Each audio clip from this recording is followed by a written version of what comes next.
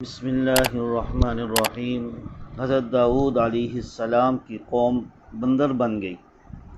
حضرت داؤد علیہ السلام کی قوم کے 70,000 آدمی عقبہ کے پاس سمندر کے کنارے ایلا نامی گاؤں میں رہتے تھے، اور یہ لوگ بڑی فراخی اور خوشحالی کی زندگی بسر کر رہے تھے۔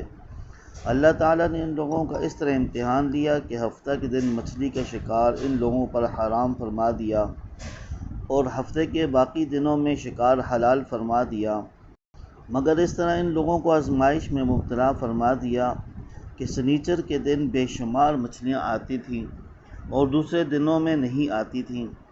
تو شیطان نے ان لوگوں کو یہ حیلہ بتا دیا کہ سمندر سے کچھ نالیاں نکال کر خشکی میں چند حوض بنا لو، اور جب سنیچر کے دن ان نالیوں کے ذریعے مچھلیاں حوض میں آ جائیں تو نالیوں کا منہ بند کر دو، اور اس دن شکار نہ کرو، بلکہ دوسرے دن آسانی کے ساتھ ان مچھلیوں کو پکڑ لو۔ ان لوگوں نے یہ شیطانی حیلہ بازی پسند آ گئی، اور ان لوگوں نے یہ نہیں سوچا کہ جب مچھلیاں نالیوں اور حوضوں میں مقید ہو گئیں تو یہی ان کا شکار ہو گیا، تو سنیچر ہی کے دن شکار کرنا پایا گیا، جو ان کے لیے حرام تھا۔ اس موقع پر ان یہودیوں کے 3 گروہ ہو گئے۔ کچھ لوگ ایسے تھے جو شکار کے شیطانی حیلہ سے منع کرتے اور ناراض و بیزار ہو کر شکار سے باز رہے، اور کچھ لوگ اس کام کو دل سے برا جان کر خاموش رہے۔ دوسروں کو منع نہ کرتے تھے، بلکہ منع کرنے والوں سے یہ کہتے تھے کہ تم لوگ ایسی قوم کو کیوں نصیحت کرتے ہو جنہیں اللہ تعالیٰ ہلاک کرنے والا یا سخت سزا دینے والا ہے۔ اور کچھ وہ سرکش نافرمان لوگ تھے جنہوں نے حکم خداوندی کی اعلانیہ مخالفت کی اور شیطان کی حیلہ بازی کو مان کر سنیچر کے دن شکار کر لیا، اور ان مچھلیوں کو کھایا اور بیچا بھی۔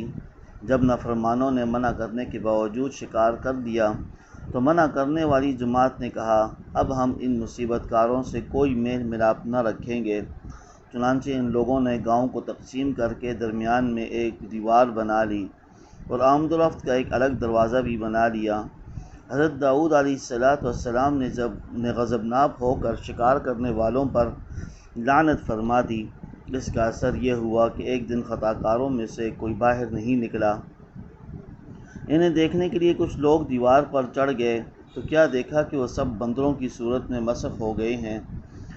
اب لوگ ان مجرموں کا دروازہ کھول کر اندر داخل ہوئے تو وہ بندر اپنے رشتہ داروں کو پہچانتے تھے، اور ان کے پاس آ کر ان کے کپڑوں کو سونگھتے تھے اور زار و زار روتے تھے، مگر لوگ ان بندر بن جانے والوں کو نہیں پہچانتے تھے۔ ان بندر بن جانے والوں کی تعداد 12,000 تھی۔ یہ سب 3 دن تک زندہ رہے اور اس میدان میں کچھ بھی کھا پی نہ سکے، بلکہ یوں ہی بھوکے پیاسے سب کے سب ہلاک ہو گئے۔ شکار سے منع کرنے والا گروہ ہلاکت سے سلامت رہا، اور صحیح قول یہ ہے کہ دل سے برا جان کر خاموش رہنے والوں کو بھی اللہ تعالیٰ نے ہلاکت سے بچا لیا۔ اس واقعے کا اجمالی بیان تو سورہ بقرہ کی اس آیت میں ہے، اور بے شک ضرور تمہیں معلوم ہے تم وہ جنہوں نے ہفتہ میں سرکشی کی تو ہم نے ان سے فرمایا ہو جاؤ بندر دھتکارے ہوئے۔ اور مفصل واقعہ سورہ اعراف میں ہے، جس کا ترجمہ یہ ہے کہ ان سے حال پوچھو اس بستی کا کہ جو دریا کے کنارے تھی، جب وہ ہفتے کے بارے میں حد سے بڑھتے، جب ہفتے کے دن ان کی مچھلیاں پانی پر تیرتیں، ان کے سامنے آتیں، جو دن ہفتے کا نہ ہوتا نہ آتیں۔ اس طرح ہم انہیں آزماتے تھے ان کی بے حکمی کے سبب۔ اور جب ان میں سے ایک گروہ نے کہا، کیوں نصیحت کرتے ہو ان لوگوں کو جنہیں اللہ ہلاک کرنے والا ہے یا انہیں سخت عذاب دینے والا؟ بولے، تمہارے رب کے حضور معذرت کو، اور شاید انہیں ڈر ہو۔ پھر جب وہ بھلا بیٹھے جو نصیحت انہیں ہوئی تھی، ہم نے بچا لیے، اور وہ جو برائی سے منع کرتے تھے، اور ظالموں کو برے عذاب میں پکڑا، بدلہ ان کی نافرمانیوں کا۔